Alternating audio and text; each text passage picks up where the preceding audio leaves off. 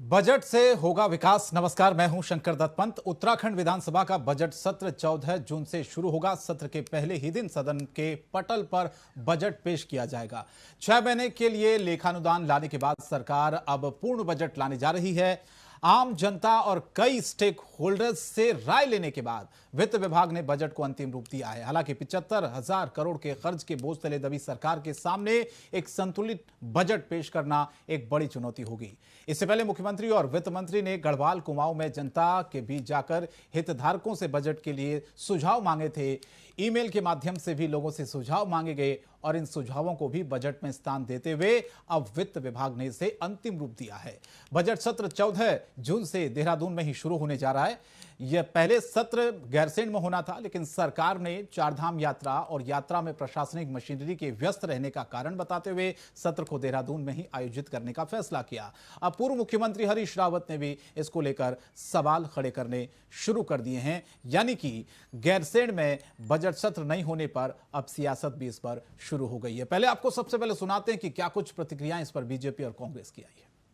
जन भावनाओं के साथ जुड़ा हुआ बजट होगा और मैं माननीय मुख्यमंत्री जी का, माननीय हमारे वित्त मंत्री जी का बहुत बहुत धन्यवाद भी करूँगा, बधाई भी दूंगा कि वो जनता के बीच में जाके उन्होंने जनता से वार्ता करी है। पहली बार ऐसा हुआ है कि उत्तराखंड सरकार में जनता की राय बजट में ली जा रही है और मुझे पूरा विश्वास है कि जो बजट आज हमारा पेश होगा विधानसभा सत्र में, उसमें जन भावनाएँ भी जुड़ी होंगी, जन कल्याणकारी योजनाएँ भी होंगी और उत्तराखंड के सापेक्ष में बजट अच्छा होगा। ये सरकार भले ही जो है बहुत भारी बहुमत की सरकार आई है, लेकिन इसमें जो है कोई तजुर्बेकार आदमी नहीं है। तजुर्बेकार जो है वित्त मंत्री नहीं है। किस ढंग से नियोजन आना प्रदेश का, वो इनके पास जो है विजन नहीं है। ये लिपापोती करके जो पुराने रिकॉर्ड है उनके अनुसार अपने सिस्टम से अधिकारी जिन जैसा इनको घुमाते हैं उसी ढंग से काम कर रहे हैं। लेकिन प्रदेश के हिसाब से जिस प्रकार से जो है ग्रास रूट का बजट बनना चाहिए, किस प्रकार से हमको जो है प्रदेश के पहाड़ के हिसाब से किस ढंग से होना है, मैदान के हिसाब से, उस ढंग का विजन इनके पास नहीं है। ये सब लिपापोती वाला बजट साबित होने वाला है। तो विपक्ष इस पर सवाल उठा रहा है इस बजट पर और कह रहा है कि अनुभवहीन है, अनुभवी नहीं है। वित्त मंत्री को भी उन्होंने कहा कि अनुभवी नहीं है, जैसे अधिकारी कहते हैं उस तरह से काम हो रहा है।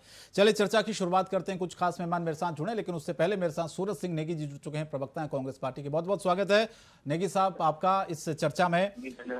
सरकार कह रही है कि अच्छा बजट होगा, जनता के हितों का ख्याल रखा जाएगा और संतुलित बजट होगा और बाकायदा इसके लिए पहले से ही लोगों के बीच गए खुद मुख्यमंत्री और वित्त मंत्री, सुझाव लिए गए। इसीलिए उम्मीद जताई जा रही है कि सभी की भावनाओं को ध्यान में रखते हुए इस बार का ये बजट पेश होने वाला है। आप लोग क्या सोच रहे हैं इस बार बजट में क्या होना चाहिए और क्या उम्मीदें हैं आपको?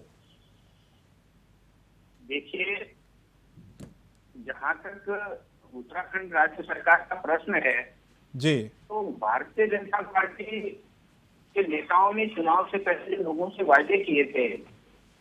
उन वायदों को पूरा करने की दिशा में सरकार का ये बजट होना चाहिए। महंगाई निरंतर बढ़ रही है, बेरोजगारी बढ़ रही है, तमाम प्रकार की जो है समस्याएं हैं, विकास कहीं दिखता नहीं है। तो इसलिए आज आवश्यकता इस प्रकार की है कि लोगों को लगे कि ये बजट राहत देने वाला है। और जहां तक बेरोजगारी का प्रश्न है, बेरोजगारी को कम करने के लिए क्या सरकार कदम उठा रही है, क्या इस बजट में प्रावधान किया गया है, विकास का क्या रोड मैप है, जो राजकोषीय घाटा है उसको कम करने के लिए सरकार क्या कर रही है। ये सारी बातें हैं जो उत्तराखंड राज्य पर जो है कर्ज का भार बढ़ता जा रहा है, उस कर्ज को कम करने के लिए सरकार के पास क्या विजन है, ये सब कुछ जो है बजट में दिखाई देना चाहिए और ये लगना चाहिए कि आम आदमी को राहत देने वाला ये बजट होना चाहिए। तो ये ऐसा हमारा जो है मानना है। लेकिन यही तो नेगी साहब सरकार कह रही है कि आम आदमी को ध्यान में रखते हुए ही ये बजट पेश किया जाएगा, क्योंकि वो खुद ये कह रहे हैं कि हम लोगों के बीच गए, हमने लोगों की राय ली, इसमें क्या क्या चीजें होनी चाहिए। ये एक तरफा बजट नहीं है, लोगों से बात करने के बाद ही बहुत से फैसले जो लिए गए हैं वो इस बजट में आपको देखने को मिलेंगे। देखिए, अब ये तो 14 तारीख के बाद पता लगेगा कि सरकार क्या क्या करने जा रही है बजट के पिटारे में। और बातें तो बहुत लंबी चौड़ी की जाती हैं। चुनाव से पहले भी भारतीय जनता पार्टी के नेताओं ने उत्तराखंड में आकर के बड़े सब्जबाग लोगों को दिखाने का काम किया। अब उन सब्जबागों को जनता के से किए गए वादों को पूरा करने का समय है और उसके लिए जो है बजट में इसका स्पष्ट उल्लेख होना चाहिए, बजट में इसकी छाप दिखाई देनी चाहिए। और जिस प्रकार से प्रोपेगेंडा करके कि हम जनता के बीच में जा रहे हैं, जनता से सुझाव ले रहे हैं, क्या कर रहे हैं क्या नहीं कर रहे हैं, कितने सुझावों को इसमें शामिल किया जाता है, ये तो देखने वाली बात होगी। क्योंकि भारतीय जनता पार्टी, जहां तक बात की जाए, जो देश की आज स्थिति इन लोगों ने कर दी है, प्रदेश की जो स्थिति कर दी है, ये केवल एक प्रोपेगेंडा पार्टी बन के रह गई है। लोगों के बीच में जाएंगे, लोगों से सलाह लेंगे, परंतु उस सलाह पर अमल करेंगे या नहीं करेंगे, ये देखने वाली बात है। ठीक है, विनय गोयल साहब भी मेरे साथ जुड़ चुके हैं, प्रवक्ता भारतीय जनता पार्टी से। गोयल साहब, सूरज सिंह जी हैं प्रवक्ता कांग्रेस पार्टी से, उनको भरोसा नहीं हो रहा आपके इस बजट पर। आप लोगों ने जो लोगों से राय ली है, वो भी कह रहे हैं कि उसको कितना आप लोग शामिल करते हैं, इस पर भी उनको संशय है। और ये भी कांग्रेस पार्टी कह रही है कि उनको इस बजट से उम्मीदें ज्यादा नहीं है, क्योंकि वो खुद इस बात को कह रहे हैं कि अनुभवी लोग नहीं हैं। वो खुद ये कह रहे हैं कि वित्त मंत्री तक अनुभवी नहीं है। जो अधिकारी जैसे बातें कर रहे हैं, जिस तरह से सरकार को सलाह देते हैं, उसी तरह से काम होता है। जनता के हितों को ध्यान में रख के बजट पेश नहीं किया जाएगा। कांग्रेस पार्टी 100% इस बात को कह रही है। तो थोड़ा सा विस्तार से बता दीजिए कि क्या क्या होने वाला है, किस तरह का बजट रहने वाला है, क्या उम्मीदें जनता करे इस बजट से। देखिए, कांग्रेस की समस्या ये है कि कांग्रेस को अपने ऊपर ही भरोसा नहीं है और कांग्रेस लगातार रसातल पर जा रही है।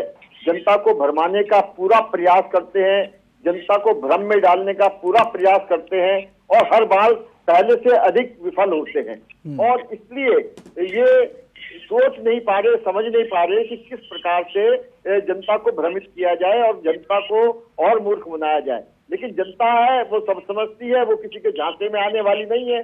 जनता खुद लोकतंत्र में असली मालिक होती है और वो अपने सही गलत का फैसला खुद करती है। और इसीलिए भारतीय जनता पार्टी की नीतियों को देखते हुए, प्रधानमंत्री नरेंद्र मोदी जी की जनप्रिय नीतियों को देखते हुए भारतीय जनता पार्टी को देश की और प्रदेश की जनता ने अपना आशीर्वाद दिया है और लगातार पहले से बढ़कर आशीर्वाद दे रहे हैं। आज हम गर्व के साथ ये कह सकते हैं कि उत्तराखंड में 8 अगर लोकसभा सीटें हैं, 5 लोकसभा की संसद सीटें हैं, 5 लोकसभा की, 3 राज्यसभा की, तो उत्तराखंड के राजनीतिक इतिहास में पहली बार ऐसा हो रहा है कि 8 की 8 सीटें भारतीय जनता पार्टी के पास है। सारे मिथकों को तोड़ते हुए भारतीय जनता पार्टी दोबारा शासन में आई है। तो वो इसलिए आई है कि वो जनता के हित से काम कर रही है, जनता के दिलों पर उसने राज करने का काम किया है। और जो बातें कांग्रेस शासन में केवल नारे हुआ करते थे, वो भारतीय जनता पार्टी ने धरातल पर करके दिखाया है। गरीबों की बातें बहुत होती थी, लेकिन गरीब कल्याण और सुशासन कहीं दिखाई नहीं देता था। आज जिस प्रकार से गरीब कल्याण की योजनाएं बनाई जा रही हैं, मैं तो आज ही के समाचार पत्र में देख रहा था, शायद सूरज सिंह नेगी जी की निगाह नहीं पड़ी होगी उसके ऊपर, कि आज हमारी सरकार ने फैसला किया है कि कन्या गौरा देवी योजना के अंतर्गत जो हमारी छात्राएं हैं, जिन्हें 12वीं पास करने के बाद एक मुश्त राशि मिलती है, पहले वो कुछ नियम संयमित बोर्डों के लिए आरक्षित था एक प्रकार से। आज हमारी सरकार ने ज्यादा बच्चियों को उसमें शामिल करने के लिए सभी बोर्ड की, किसी भी बोर्ड से उसने 12वीं की परीक्षा पास की हो, अगर वो उस कैटेगरी में आती है तो सभी को ये लाभ देने की घोषणा की है। इसी प्रकार से हमने वृद्धावस्था पेंशन बढ़ाई है, जो आशा बहनें हैं, आंगनबाड़ी हैं, उनका मानदेय बढ़ाया है, सफाई कर्मचारियों का मानदेय बढ़ाया है। और ये सब कुछ करते हुए एक भी पैसे का नया टैक्स नहीं लगाया।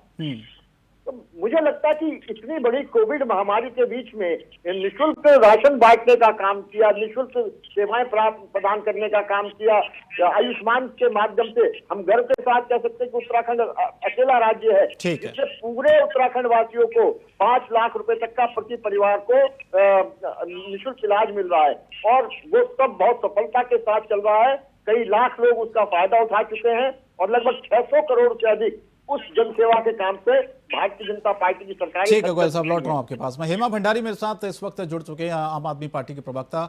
बहुत बहुत स्वागत है आपका। हेमा जी, आपको आवाज आ रही है? जी जी बिल्कुल आवाज आ रही है। बजट पेश होने वाला है 14 जून को। सरकार कह रही कि बहुत अच्छा बजट है, लोगों की राय ली गई है और संतुलित बजट है, सबके हितों का ध्यान में रखते हुए इसे पेश किया जाना है। आप लोगों को क्या उम्मीद है इस बजट से? क्या आपको लगता है कि सरकार जो बातें कह रही हैं वाकई में उसमें दम है? क्योंकि कांग्रेस पार्टी ने तो बहुत सवाल उठाए हैं, उनको तो भरोसा नहीं है सरकार के इस बजट पर। आप लोगों को है भरोसा? लगता है कि अच्छा बजट होगा? देखिए, हर बार जो जनता है यही भरोसा करती है कि बजट आया है तो अच्छा बजट होगा। जिस तरह से प्रस्ताव है कि 63,000 करोड़ का जो बजट की बात की जा रही, जो 14 जून से इनका सत्र शुरू हो रहा है, वो तो तब पता चलेगा। लेकिन जो है दामी सरकार सुझाव भी मांग रही है। पर सोचने वाली बात यह है कि 1 लाख करोड़ का कर्जा तो आज प्रदेश पर है। प्रति व्यक्ति कर्ज जो है 66,000 के करीब है और मुझे नहीं लगता कि आने वाले समय में ये कर्ज और बढ़ने वाला है। 1 लाख ना पहुंच जाए प्रति व्यक्ति जो कर्ज है, 1 लाख से क्रॉस कर जाएगा। तो ये बड़ी बड़ी बातें करते हैं। बेरोजगारी, क्योंकि देखिए यहाँ की समस्या क्या है कि बेरोजगारी, महंगाई और लगातार जो हो रहा पलायन है, ये यहाँ की समस्या है जो लगातार चल रही है। और पहाड़ में आप देखिए ना, पहाड़ का क्षेत्र, मैं खुद इस समय पहाड़ के क्षेत्र में ही हूँ और यहाँ बंजर हो चुकी है। यहाँ पर जो खेती है बंजर हो चुकी है। जब यहाँ के लोगों से पूछने पर पता चला कि यहाँ पर जानवर जो है उनकी खेती नहीं रहने देते हैं, तो जानवर यहाँ इस कदर हैं कि उन पर भी कोई कंट्रोल नहीं किया जा रहा है। पहाड़ों की खेती बिल्कुल नष्ट हो चुकी है। तो कहाँ से जो है प्रदेश सरकार अपने बड़ी पिछले बजट में भी इन्होंने बहुत बड़ी बातें करी थी कि ये आएगा वो आएगा, लेकिन इनकी जो बातें हैं ना वो धरातल पर नहीं लागू होती है। ये धरातल ये सिर्फ क्योंकि भाजपा की जो है ना नियति और नियत में बहुत फर्क है और इनकी ना तो करने की नियत होती है और ना ही इनकी नियति होती है। ये सिर्फ बड़ी बातें करके जनता को घुमाने का काम करते हैं और हर बार ये बड़े बजट में बड़ी बातें करेंगे कि अब ये होने वाला है वो होने वाला है, लेकिन आज तक ना बेरोजगारी खत्म हुई है, ना वहाँ पहाड़ों से पलायन खत्म हुआ है। तो किस तरह से ये पलायन को खत्म करेंगे, ये आज तक नहीं बताया भाजपा सरकार। लगातार देखिए 2 बार की सरकार यहाँ पर है, लगातार दूसरी बार इनकी जीत है, लेकिन इन्होंने कहा पलायन पर क्या काम किया? मैं पूछना चाहती हूँ, भाजपा के प्रवक्ता बैठे हुए हैं कि क्या काम इन्होंने पलायन पर किया है, किस तरह से ये बेरोजगारी, क्यों महंगाई पर लगाम नहीं लगाई गई है। और जो बड़ी बातें कर्ज है, प्रदेश सरकार तो लगातार कर्ज में डूबती चली जा रही है। मुझे लगता है एक तरह से केंद्र सरकार भी जो है उत्तराखंड की सरकार के साथ में सौतेला व्यवहार करती है। हमें जो आम आदमी पार्टी को लगता है, तो कैसे ये कर्ज को कम करेंगे? प्रदेश तो कर्ज में डूबता चला जा रहा है। ठीक है गोयल साहब, जवाब दीजिए। 3-4 विषय उन्होंने उठाए हेमा जी ने, एक पलायन का, एक बेरोजगारी का और साथ ही साथ एक जंगली जानवरों का मुद्दा उन्होंने उठाया। उनका ये कहना है कि वो पहाड़ी क्षेत्रों में है, लोगों से मिल रही है, वहां पर लोगों ने खेती करना छोड़ दिया है क्योंकि जंगली जानवर इतने हैं कि फसलों को इतना नुकसान पहुंचा देते हैं कि लोग खेती करना ही अब छोड़ चुके हैं। तो ये 3-4 विषय हैं जनता से जुड़े हुए, इनको लेकर आप जवाब दीजिए। नहीं, देखिए ये सारे विषय हमारी सरकारों के संज्ञान में हैं और इन सब पर बड़ी गंभीरता से काम कर रहे हैं।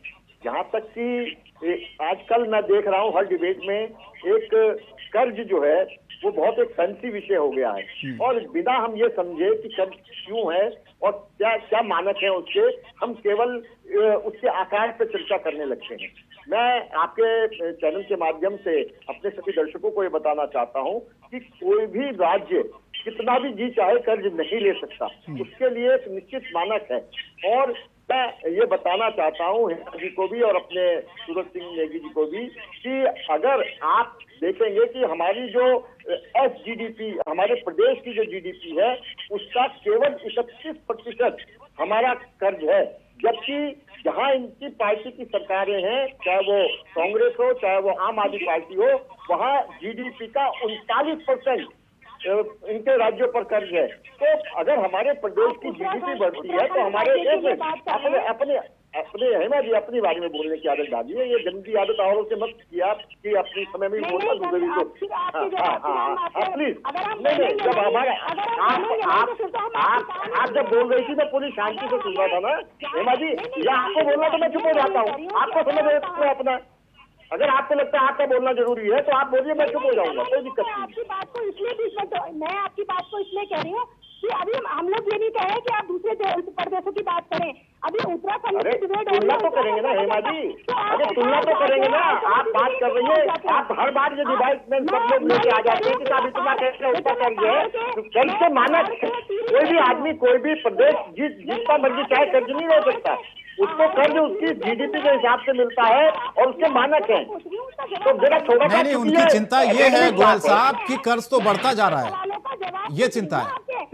देखिए मेरा कहना ये है कि अगर आपका इंडिया वॉइस चैनल है, एक मिनट सुन लीजिए हेमा जी, सुन लीजिए। अगर हमने तरक्की करनी है और हमने एक और अपना स्टूडियो बनाना है या एक और स्थान से हमने अपने विस्तार करना है, तो निश्चित रूप से उसके लिए धन की आवश्यकता पड़ेगी। और जब धन की आवश्यकता पड़ेगी तो चाहे हम उधार लें या अपने साथ किसी को साझेदार बनाए। तो मुझे लगता है कि विकास के लिए प्रत्येक सरकार कर्ज लेती आई है और कोई सरकार ऐसी नहीं है जो विकास के लिए कर्ज नहीं लेती, लेकिन उसका दुरुपयोग नहीं होना चाहिए, एक एक पैसे का सदुपयोग होना चाहिए। और हमारी पार्टी की सरकारें, अरे मैडम इतना आप अपनी बारे में बोलने के आगे डालिए ना। देखिए शंकर जी, अगर आप इस प्रकार की डिबेट कराएंगे तो मैं डिबेट नहीं कर पाऊंगा। या आप इन्हें बोलने का मौका दीजिए, मैं चुप हो जाता हूँ। आप जो बोलना चाहे जितनी देर बोलना। ठीक है, एक एक करके हेमा जी आपके सवाल थे संक्षेप में देखिए मैं गोयल साहब जवाब चाहती हूँ कि जो सवाल मैंने किए हैं जनता उसका जवाब चाहती है, लोग उसका जवाब चाहते हैं, पहाड़ी क्षेत्र के लोग उसका जवाब चाहते हैं, तो उसका जवाब देना, ये इधर की बातें ना घुमाएं। ठीक है, आपके 3 सवाल थे विनय साहब, आपने घुमा दिया गोल गोल।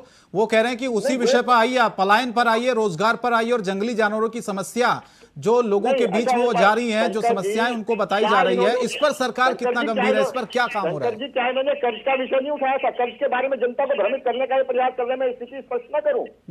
अगर पलायन की भी समस्या है या जंगली जानवरों की समस्या, मैंने पहले ही अपनी बात की शुरुआत में कहा कि सब विषयों को संज्ञान ले रही है और उसके लिए हमारी सरकार काम कर रही है और आने वाले समय में आपको उसका निराकरण होता हुआ दिखाई देगा। तो एक दिन की समस्या नहीं है, ये एक दिन में समस्या पैदा नहीं हुई। लेकिन 22 साल हो गए ना गोयल साहब, आज तक समस्या दूर नहीं हुई। नहीं तो 22 साल में 10 साल कांग्रेस ने भी राज किया है ना। मैं कह रहा हूँ कि निश्चित रूप से आप कंपेयर करके देख सकते हैं कि किसके समय में काम ज्यादा हुआ है।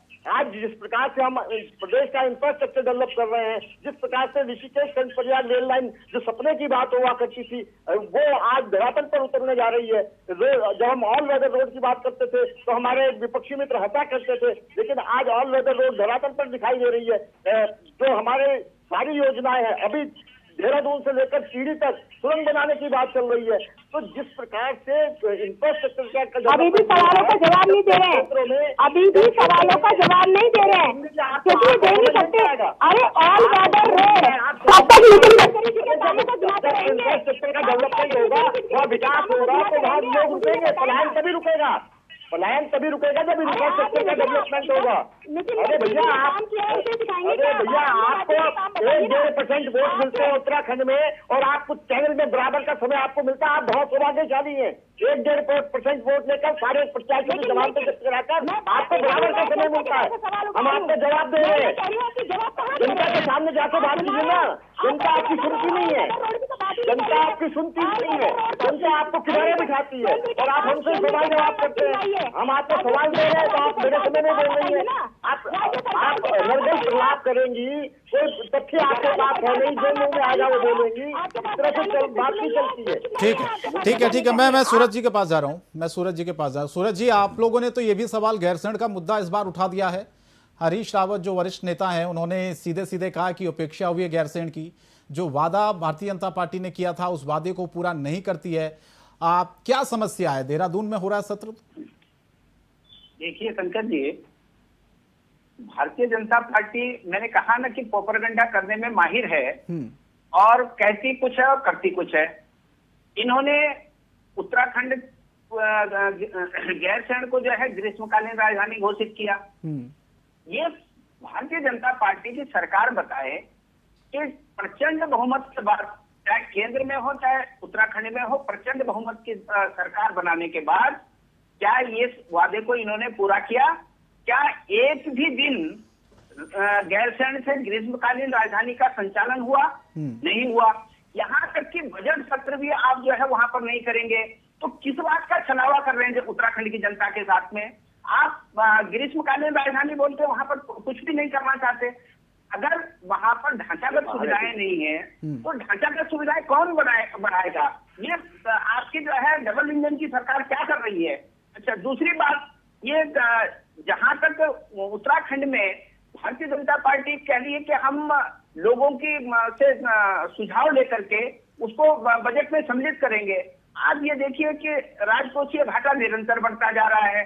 नॉन प्लान का जो बजट है वो निरंतर बढ़ता जा रहा है। तो ये इसको किस तरीके से ये पाटेंगे? 2017-18 में राज्य में 14.20% जो है जीडीपी थी। आज जीडीपी जो है 2.78% रह गई है। तो ऐसी स्थिति में प्रदेश को उबारने के लिए इनके पास क्या नीति है? कौन से, देखिए इसमें जनता के सुझाव के साथ साथ जी जगत के लोग हैं उनसे भी सुझाव लेने पड़ेंगे, और किस प्रकार से हम इस प्रदेश को और इस प्रदेशवासियों को कर्ज के बोझ तले से बाहर निकालें, ये सरकार की जिम्मेदारी है। और रही जहां तक बात, पिछली बार कैग ने भी सरकार को कहा है कि सरकार जो है आय के स्रोत बढ़ाए। तो सरकार आय के स्रोत बढ़ाने के लिए क्या करने जा रही है? केवल और केवल महंगाई बढ़ा करके, टैक्स बढ़ा करके ये इसको पाटेंगे या कोई अन्य विकल्पों पर भी विचार करेंगे? ठीक है, गोयल जी जवाब उत्तराखंड दीजिए, में फिर हेमा जी के पास सर मैं अपनी बात पूरी कर लूं। हाँ। कि उत्तराखंड में आज डबल इंजन की सरकार है। आज हमको जो है ग्रीन बजट उसकी बात करनी है, तो उस पर जो है जो शेष है हमको वो उसके तरफ जो है कहाँ हम प्रगति में है। क्या हम राज्य को ग्रीन बोनस मिलेगा या नहीं मिलेगा? तो ये सारी बातें हैं। जब तक आज हमारी जो राज्य की स्थिति, हम केंद्र पर निर्भरता हमारी दिन प्रतिदिन बढ़ती जा रही है। हम राज्य को आर्थिक रूप से सशक्त करने के लिए, हम आत्मनिर्भर राज्य बनने के लिए क्या कर रहे हैं? क्योंकि हमको जो है, मैं समझता हूँ जब तक ग्रीन बोनस हमको नहीं मिलता तो हर काम पर तो एनजीटी हमारे ऊपर खड़ा है। ठीक है, तो ठीक है, हमको ठीक कुछ अपनी योजनाएं नहीं बनाने ठीक है। गोयल साहब, 2-3 सवाल है उनके ग्रीन बोनस को लेकर है, दूसरा गैरसैंण को लेकर उन्होंने उठाया कि वादा खिलाफी आप लोगों ने की, अपेक्षा की है गैरसैंण की। देखिए, मुझे लगता है, देखिए चैनल पर बैठकर कुछ भी बोलने से नहीं चलेगा। ग्रीन बोनस से उत्तराखंड के बजट का क्या मतलब है? ग्रीन बोनस मिलना है तो सेंट्रल के बजट से मिलना है। सेंट्रल का बजट आ चुका है, इस समय सेंट्रल के बजट की व्यवस्था नहीं है। केवल हमारा जो अभी 9 महीने का बैलेंस पीरियड का बजट है वो उत्तराखंड का बजट आ रहा है। तो मुझे लगता है कि जो नॉन इशू को इशू बनाने का प्रयास, ठीक है, गैरसैंण पे आ जाइए, इसको छोड़ दीजिए। गैरसैंण में मैं बताना चाहता हूं, भारतीय जनता पार्टी ने हमसे पिछले जो चुनाव में हमने अपने दृष्टि पत्र में कहा था कि हम गैरसैंण को ग्रीष्मकालीन राजधानी बनाएंगे और वहां अवस्थापना सुविधाओं का विकास करेंगे। वहां ऐसी अवस्थापना सुविधा नहीं है आज की तारीख तक कि अगर आज वहाँ सेशन होने लगे तो पत्रकारों के ठहरने की व्यवस्था नहीं है, वहाँ पुलिस वालों के ठहरने की व्यवस्था नहीं है, वहाँ कर्मचारियों के ठहरने की व्यवस्था नहीं है। सवाल वही है ना गोयल साहब, ये व्यवस्था करेगा कौन? सुन तो लीजिए, मैं जो बता रहा हूँ सुन लीजिए शंकर जी। यही व्यवस्था हमने कहा है, हमने कहा है अपनी बारी में फिर आप जो है ना अपनी बारी में आपका पूरा नहीं, आप अपनी बारी में बोलिए, मैं अपनी बारी में बोल रहा हूँ। मुझे इस तरह से चिल्लाने वाली डिबेट करने की आदत नहीं है। मैं शांति से सुनता हूँ, शांति से जवाब देता हूँ। मेरा कहना ये है, प्रधानमंत्री मोदी जी की तरह मन की बातें सुनाएंगे। इनको म्यूट कीजिए ना, कहाँ से गाड़ी में घूमते घूमते सैर सपाटे पे निकली हुई है, डिबेट कर रही है बीच में, सैर सपाटा कर रही है बीच में, डिबेट कर रही है। समझ तो आ नहीं रही कहाँ बात कर रही है। बिल्कुल सैर सपाटे डिबेट कर रही है यहाँ पे। नहीं, सब गोयल साहब अपनी अपनी बातों को रख रहे हैं, कोई कहीं से भी जुड़ सकता है। इनको आप समय दे तब इनको बात करवाइए। पता नहीं कहाँ से कौन लोग इस तरह की डिबेट करने आ जाते हैं। नहीं, देखिए आप भी मेरे मेहमान हैं, हेमा जी भी मेहमान है मेरी, और सूरज जी भी, तीनों सम्मानित हैं मेरे लिए। सबको मौका दे रहा हूं मैं। जब आपका नंबर आएगा तब आप बोलिए। ठीक है, आपको बता रहा हूँ भारतीय जनता पार्टी। एक सेकंड चलिए सुनाइए अपनी मन की बात सुनाइए। गोयल साहब 1 मिनट में अपनी बात खत्म करिए, फिर आखिरी 1 मिनट में हेमा जी के पास जाऊंगा, बहुत देर से इंतजार कर रही हूँ। जाते जाते बोलिए, सूरज जी ने जो सवाल उठाए गैरसैंण को लेकर ही आप बोलिए, चलिए उसी पर आप मैंने अपनी बातें बताया ना, कंटिन्यू करें। गैरसैंण को ग्रीष्मकालीन राजधानी हमारी पिछली सरकार ने घोषित किया। ठीक है। और हम उसके और उसमें उसी सरकार ने ये तय किया कि हम इसके विकास पर 20,000 करोड़ रुपया आगामी 10 वर्षों के अंतर्गत लगाएंगे। और मुझे लगता है कि जो अब हम अवस्थात्मक सुविधाओं का विकास करके धीरे धीरे वहां जितनी भी कमियां हैं उन सबको दूर करेंगे। और अब ग्रीष्मकालीन राजधानी घोषित हो चुकी है, उसके लिए हम अवस्थात्मक सुविधाओं के विकास करके वहां ऐसी व्यवस्था करेंगे कि 17.5 भी वहां हो सके, ग्रीष्मकालीन राजधानी के रूप में गैरसैंण काम भी कर सके। ठीक है, हेमा जी अब आप बोलिए। हाँ, 1 मिनट है आपके पास। देखिए जैसे मैंने भाजपा के प्रवक्ता जी से बोला कि सिर्फ मन की बात करने से नहीं होता है, अगर जनता की बातें नहीं सुनेंगे तो परेशानी हो जाएगी। मैंने खुद बताया कि हाँ मैं हूँ पहाड़ों के क्षेत्र में और मैं लोगों की समस्याएं सुन रही हूँ कि लोग क्यों परेशान है, क्या उनकी समस्या है, क्यों पलायन कर रहे हैं। तो यहाँ की समस्या जो मैंने पूछी उन्होंने एक के जवाब में दिया, इन्होंने कहा विचाराधीन है। चलिए हम मानते हैं कि अब इनका जो बजट अब ये सत्र है इनका, इसमें इनके विचाराधीन है और उसके बाद इनसे बात करते हैं कि जरूर इन समस्याओं पर ध्यान देंगे। इन जो पहाड़ी लोगों की समस्याएं जो है यहाँ से छोड़ के जाना पड़ रहा है और यहाँ खेती बाड़ी भी यहाँ से इन्हें दुकान से ही राशन लेनी पड़ रही है, क्योंकि यहाँ पर लगातार जो ये खेत है ये बंजर पड़े हुए हैं यहाँ पर। तो इनकी समस्याएं जानवरों की हैं और यहाँ पर सुविधाएं नहीं है, यहाँ पर बेरोजगारी है तो लोग जा रहे हैं। अब इन्होंने यहाँ पर रोजगार दिया है, पहाड़ों में सबसे ज्यादा जड़ी बूटियां, सबसे ज्यादा यहाँ पर संसाधन है, लेकिन इनका ध्यान ही नहीं है। वो बाहर तो ये कर देते, बाहर के लोग फायदा उठा देते, दूसरे प्रदेशों के लोग फायदा जरूर उठाते हैं, लेकिन उत्तराखंड की सरकार आंख मूंदे बैठी हुई है। उम्मीद करते हैं कि इस बजट में जनता के लिए कुछ करेंगे तो हमें भी अच्छा लगेगा कि जनता के लिए कुछ हो रहा है। पहाड़ के क्षेत्रों के लिए कुछ ये लोग विकास का काम बातें कर रहे हैं या विकास का काम कर रहे हैं, लेकिन खाली सिर्फ अपनी जन्मपत्री पढ़ने से नहीं होता ना, सुननी भी पड़ती है। अगर अपनी अच्छाइयाँ सुनने में इनको अच्छा लगता है तो अपने 20 पॉइंट की सुनने दीजिए, हमारे अंदर क्या कमियां है, हमारी सरकार की क्या कमियां हैं। चलिए, बहुत बहुत धन्यवाद, शुक्रिया विनय जी आपका, सूरज सिंह जी और हेमा भंडारी, आप तीनों हमारे साथ जुड़े, आपने वक्त दिया।